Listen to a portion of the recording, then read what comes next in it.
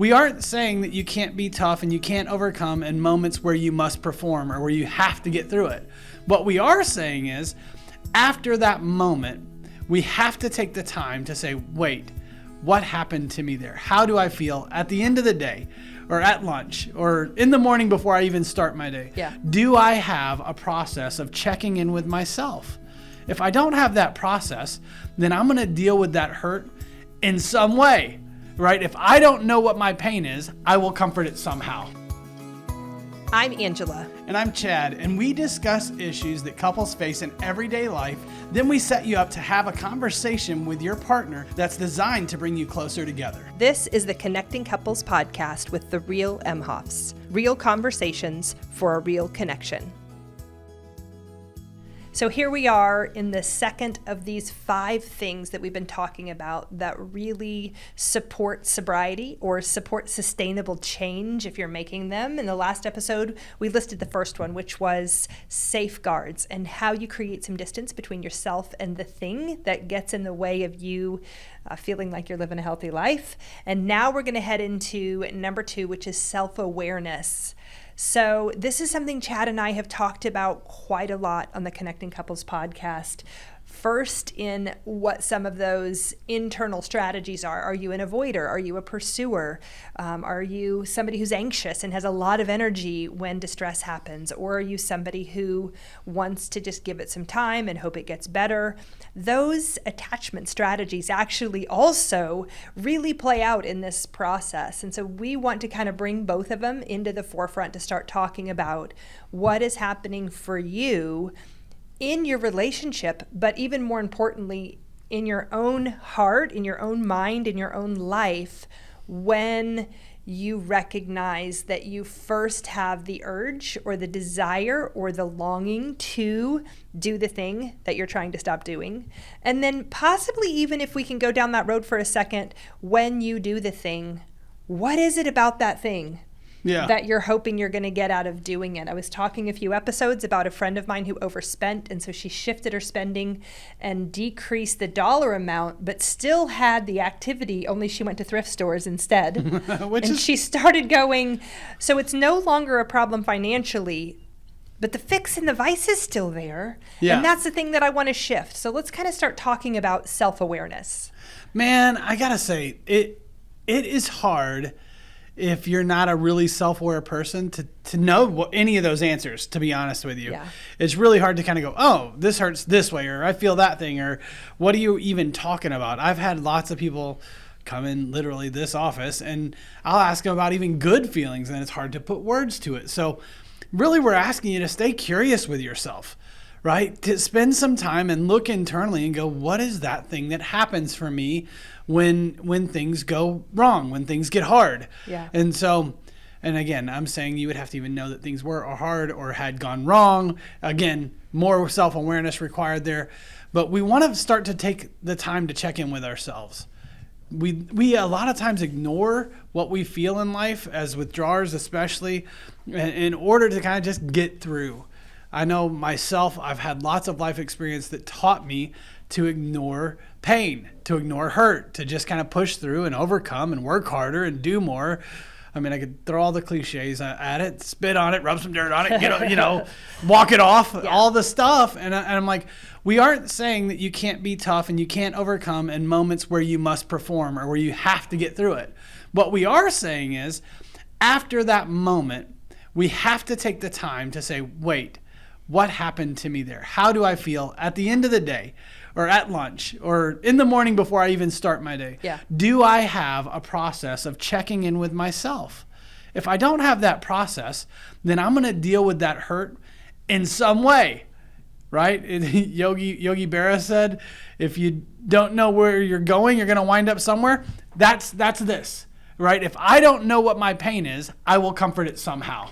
I want to say that I feel like in this denial awareness process that I have an easier time having this conversation with someone, what is leading up to the use of, with a relapse person than somebody who's at the beginning of it. Because I can say, hey, now this is the second or third time that you've done this, and let's back up. this weekend fell off the wagon. It started on Friday when I A, B, and C, and then this happened. And I'll say, let's go all the way back to Monday. What happened on Monday? What happened on Tuesday? Who did you connect with? Who did you call? How were you feeling? And we can kind of go backwards to it. But I agree with you that just blank awareness before, I guess, the bad thing has happened, I think is really hard, because we don't know yet that it's a problem until that glaring evidence we've discussed tells us that it's a problem.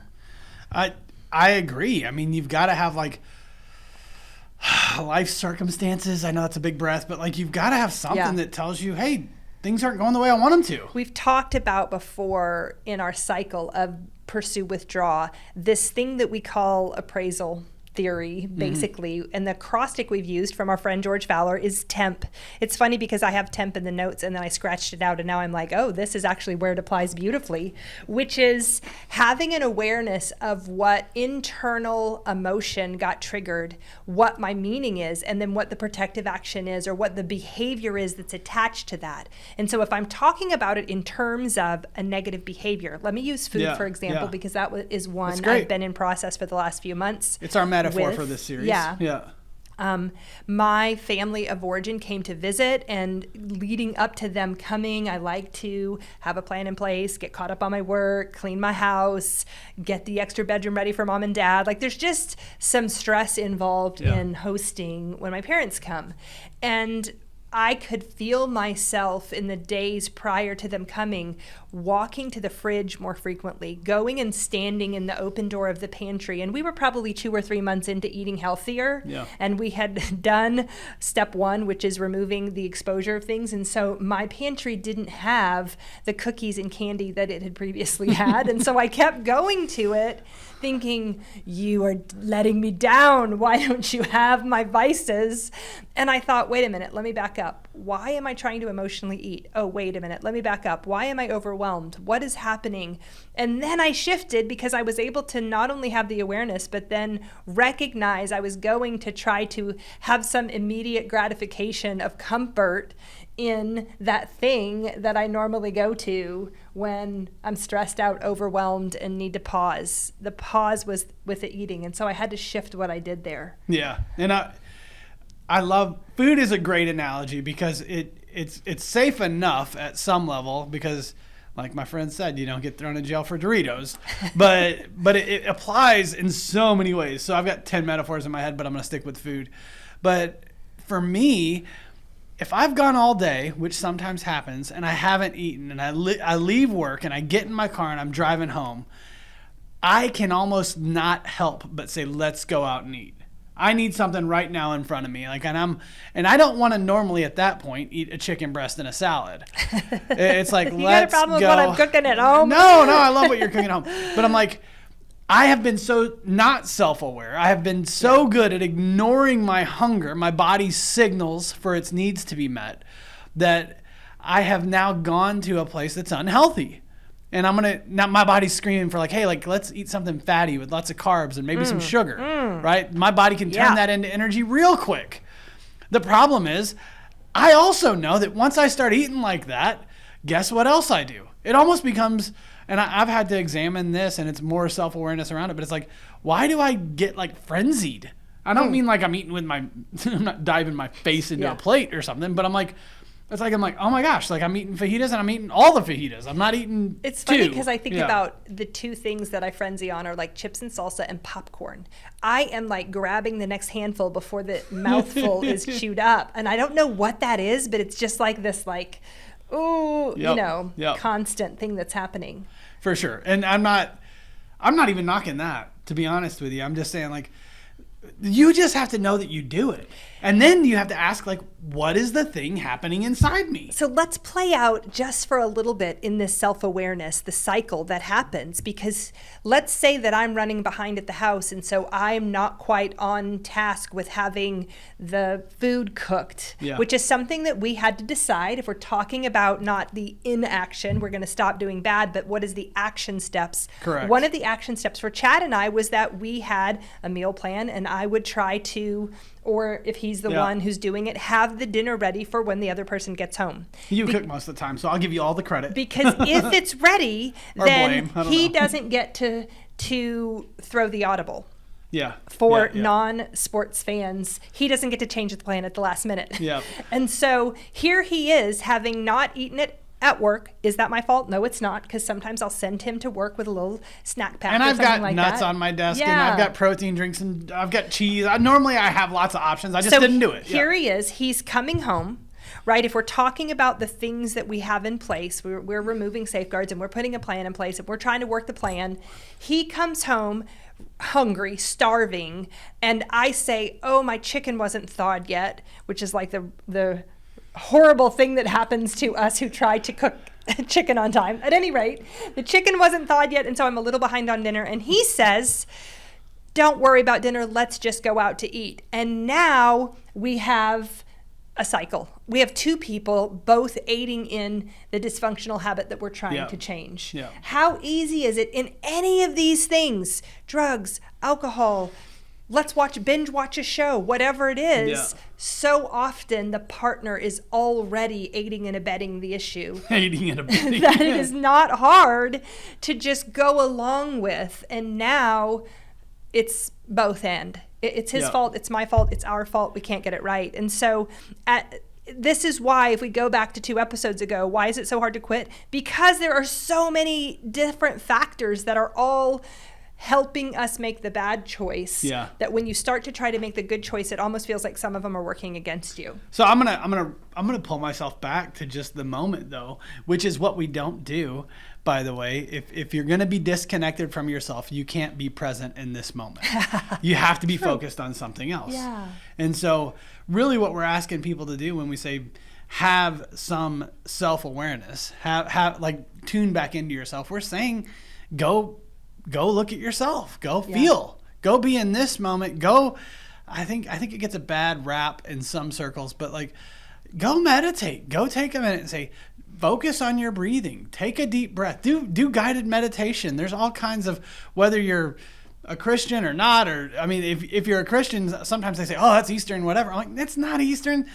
Jesus was saying, stop, slow down, know that I am here, be present with me, all throughout the New Testament. So slowing down and being present is a Christian practice as much as it is an Eastern practice. A good human practice. But I'm saying, like, take the time and take some deep breaths and say, what's going on inside me? How am I experiencing? Can I catch my breath in this moment? And ask yourself some questions. I'm going to use PERMS. It's an acrostic we've used before. But like, in this moment, how am I doing physically? In this moment, how am I doing emotionally? How is my world? What's swirling inside my heart, my chest, wherever you hold your emotion, your gut, right? What is swirling inside me, and what would I call that?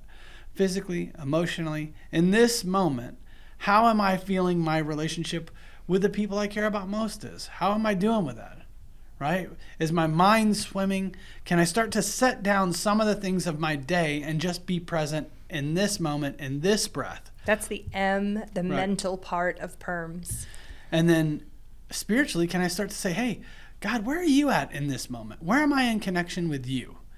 And so really to slow down and say physically, emotionally, relationally, mentally, and spiritually, how am I doing right now? In that spiritual one, if you are someone who is in AA or NA or going to a higher power, you can still ask yourself how to get the bigger picture. The thing I love about the higher power, I believe, and we are faith-based, so we definitely lean towards God there, but let's say you're not.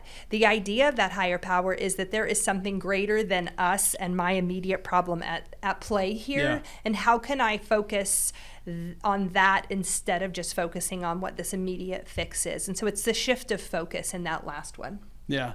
But I think if I slow myself down, if I start to take a look at that, and I really, if this is something you've never practiced, you might only be able to slow down for 30 seconds and ask some of these questions. But if you can get to a point where you can do a little bit longer, do a couple minutes, 5 minutes, 10 minutes of like just self-reflection, man, I think you'll start to find your needs. You'll start to find the things that are hurting inside you that probably we've tried to avoid with lots of different things. Let's play that out again, but with that self-awareness from this PERMS acrostic that we use, and see how it plays out differently. So Chad at work hasn't eaten all day. He's been exhausted. He comes in the house where my chicken has not been thawing as fast as I need it to. Just got laid on the counter or whatever. Yeah. And so if Chad, instead of saying, hey, let's switch this up and let's go out to eat, and I say, oh, you're right, let's do it, that's easy, and we go, that doesn't help us. We're now still in the same cycle we were before. But if Chad walks in and says any of those 5 PERMS acrostic options, he comes in and says, I am hungry, I am exhausted, I really want food right now. That's an awareness. I am emotionally drained, and this committed, healthy eating is hard, and I want to throw it out the window, and I want you to help me throw it out the window. That is, any of these. I'm starting to have like a real conversation. Yeah. Yeah. And then say I respond and go, man, I'm feeling horrible because I didn't thaw the chicken fast enough, and now I have my own triggers that are happening, and I want to quit too and just go out to eat because I don't want to have to clean the kitchen or do the after stuff either. And so I want somebody to bring me another drink. Yeah, I want to say, water. Can I get a refill and not have to be the one that's, preparing all the items. And so now we're discussing not are we going out to eat or not, but what's hard in your day and what's hard in my day. That connects us, and usually in that conversation someone will say, hey, we've committed to this, let's do it. And I've seen in that, we have had that conversation where he goes, nope, let's stay here, or I'll say, nope, let's stay here, here's what I need you to do, throw that broccoli in the microwave, help me get this stuff in the oven, let's do A, B, and C, set the table, we're eating. And then we kind of rally to the shift that we're making in our relationship and in our life. And that gets us one more healthy behavior that we've put in place because we're in tune with ourselves. We had self-awareness, and not we shared it. Only did we have it, but we shared it. Yeah. That's the key here. I'll say one more thing about that. Let's say I can play that out even differently. Like a lot of times I'm coming home and I'm on a phone call until I get in the driveway, and I'm still on the phone call for a couple minutes. And if I want to encourage y'all do this. If you get home and you haven't slowed down to check in with yourself and you're going to rush into the house, I'm like, don't rush into the house yet. Take the 3 to 5 minutes. And I'll say spouse of whoever, give each other permission not to sit in the car and look at Facebook or talk on the phone or on the toilet or wherever you disengage. But what I'm saying is, like, if you're going to go kind of check out for a second, I don't want you to check out of everything. I want you to check into yourself. Take the time to go, how am I doing? And then come in the house armed in some ways with that information so that I can let somebody around me, somebody that's on my team that's with me, I can let them know how I'm doing. And then they'll have a better opportunity to respond to me. I want to play this out with a few other addictive options because they play out a little bit different, but very similar. So I want to talk about a couple I was working with where he was getting sober from alcohol, and they had maybe 90 to 100-ish days of sobriety, and he had a really big thing at work that was causing him stress. And when I worked with him, he said, I got into my truck and I thought I could drive by the liquor store and drink on my way home. And that would be what I used to do. Or I could do something. I can tell internally, this is the moment where in the past This is where I relapse. This is where I relapse. And huge self-awareness. Great job to whoever that is. So he in that moment went, instead of doing that, not only do I have an awareness that I'm pumping the brakes for a millisecond, often is exactly the change you need. All you need is a half step. And what he did was he put on a song on his radio, and he sat in his car at work and listened to the whole song. It was a song that really inspired him. Listened to the whole song, and then took the even next step we're talking about, which is great. And he called his partner and he said, hey, this is what I was thinking about, and this is the moment, and I want to include you in it. Oh, it makes me tear up. Now I'm crying. I'm gonna tear up. Because what an impact it made in their relationship. Yeah. And now they have sustainable sobriety, by the way. And I want to tell you, he included her, and she said, thank you so much for telling me I'm home, dinner's here, come home. And he did, and he didn't do that other thing. And then they had a pattern, a new pathway that was created where they got it right and had some success around it. Oh my goodness. But I'm telling you, that's incredible. But that does not happen if he does not stop himself and look at it. And he did.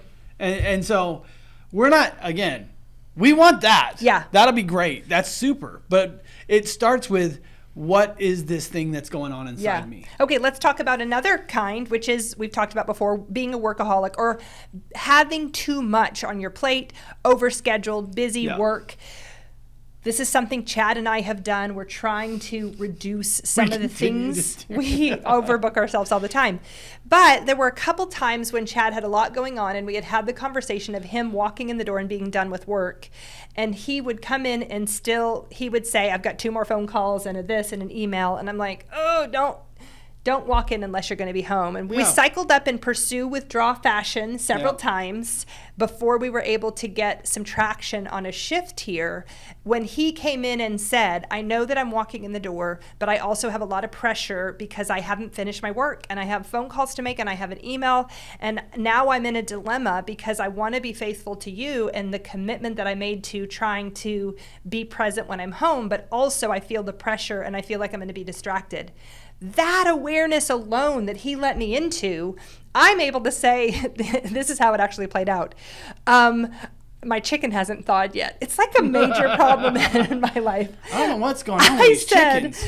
Our freezer's too cold. Pull them out of the freezer fast enough. I said, thank you for letting me know. I don't quite have dinner ready. Why don't you go make the phone calls that you need and get the email, and I'll get dinner ready. And, is 30 minutes enough? He said yes.